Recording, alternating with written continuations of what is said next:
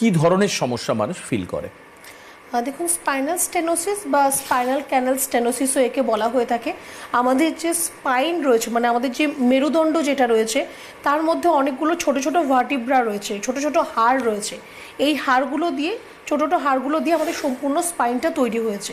এবার এই যে ভার্টিব্রাগুলো, এই যে ছোটো ছোটো হাড়গুলো, তার ভেতরের যে স্পেসটা, এটা তো এরকম নয় যে ভেতরটা ফাঁপা হাওয়া যাচ্ছে, এরকম তো নয়। ভেতরের যে স্পেসটা, সেটা অনেক সময় দেখা যায় অনেকের ক্ষেত্রে সেটা সরু হয়ে যাচ্ছে, বা বাই বার্থ থাকে যে ভেতরের স্পেসটা একদমই সরু হয়ে আছে, সেটাকে স্টেনোসিস বলা হয়ে থাকে।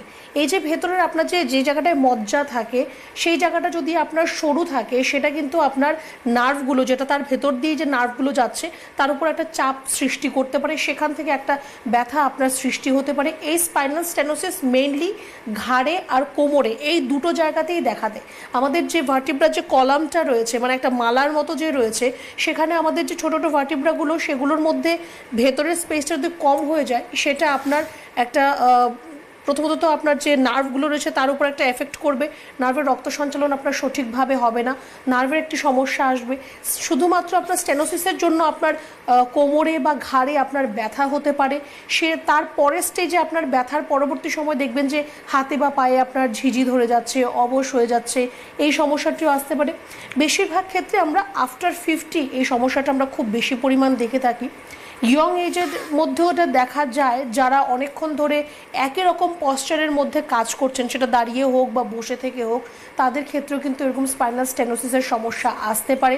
আর দ্বিতীয়ত আরেকটি যেটি আমরা দেখতে পাই, সেটা হচ্ছে বাই বার্থ, জেনেটিক যেটাকে বলা হয়ে থাকে।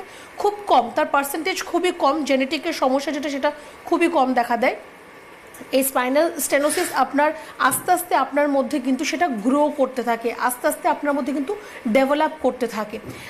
আরেকটি সমস্যা যেটি হচ্ছে, আমাদের যে ভার্টিব্রাগুলো, তার মাঝখানে একটা কুশন প্যাডের মতো থাকে, নরম একটা কুশন প্যাডের মতো থাকে। সেটা যদি হার্নিয়েটেড হয়ে যায়, মানে সেটাও যদি ফুলে যায়, তাহলেও কিন্তু সেটা গিয়ে ভার্টিব্রার ভেতরের স্পেসটাকে আস্তে আস্তে সরু করে দেয়, একদম কম করে দেয়, যেখানে আপনার ব্লাড ফ্লো ঠিকভাবে হবে না, বা আপনার সেখান থেকে একটা ব্যথা আপনার কোমর থেকে পায়ের নিচের দিকে ব্যথাটা আপনি অনুভব করবেন।